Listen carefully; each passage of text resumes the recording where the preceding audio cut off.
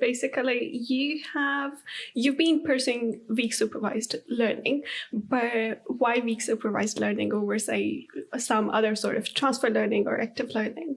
Well, that's an awesome way to dive in. So, I think that at a high level, the broadest interest that has kept me busy for the last almost 8 years, which sounds a little not at all depressing to me, although it sounds a little one dimensional if you think about it in one way. But if you think about it another way, there's just lots to explore Dedication. around. Yeah, and there's lots to explore around data and what we think of as data-centric AI. So I think top level concentric circle.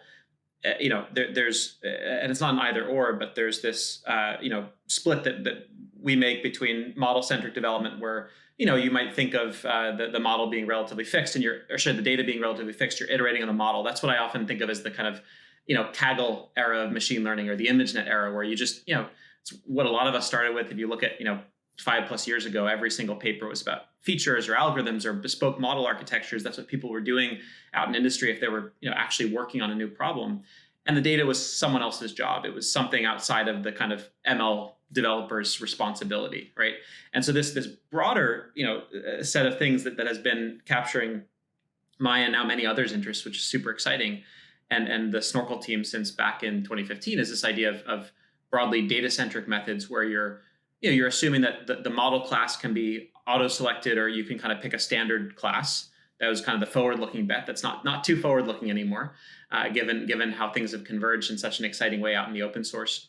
And what you're instead doing is really iterating on the data, labeling it, shaping it, developing it, et cetera. So within that, there are all these methods that you can view from the data-centric perspective. And I'll rephrase them in my own simplistic way, but you've got active learning, which is essentially saying, let's be smart about where we look on our next iteration of developing or labeling data. You've got transfer learning, which is, let's see if we can kind of reuse something from a prior data set or model to kind of jumpstart the performance. And then you have things like weak supervision, which I would phrase as, how can we be radically more efficient and scrappy around how we actually do the labeling once we're looking at something. So you can kind of see, obviously, my way of phrasing it is going to lead into the way we view it, but we view these as very complementary techniques. They're all tools in the toolkit, and it's worth noting the kind of at least the cautionary note I'd give first, which is that each one of these you can find instances of them being pitched as magical silver bullets, and those kinds of free energy machine pitches don't really help real practitioners. That's our strong perspective after 8 years of working in the space. Active learning has been around for decades.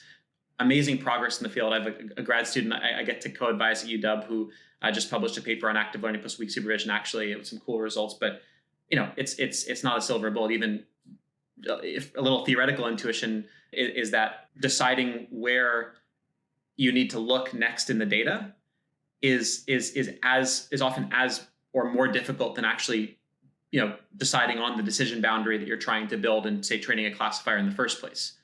In other words, intuitively, if you knew exactly where the model needed more signal, that's as hard or harder of a problem than actually training the model in the first place. You don't know what you don't know, so to speak. And so these are all really helpful techniques, but they're not silver bullets. And our view is, and this is what we've both put out research around, but also build around in our commercial platform, Snorkel Flow, is that they all work together. So in our conception of a data-centric,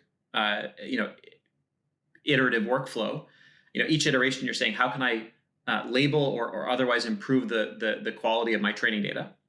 And active learning guides you to where to look to go next.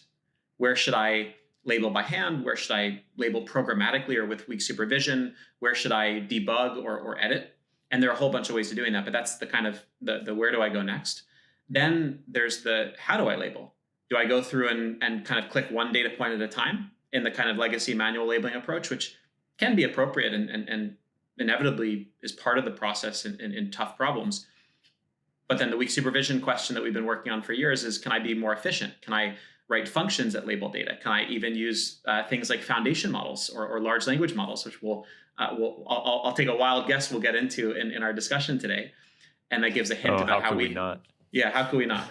That gives a hint about how we think about fitting it into this data-centric workflow. And we can talk about why.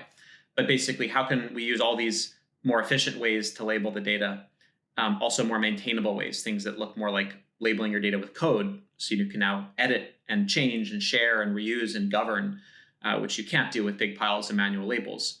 And then transfer learning, we think of as just a way to kind of raise the baseline that you're starting with, right? So whether it's classical transfer learning or it's zero shot or few shot methods, which, surprise, surprise, will again take us back to foundation models if we dive in there.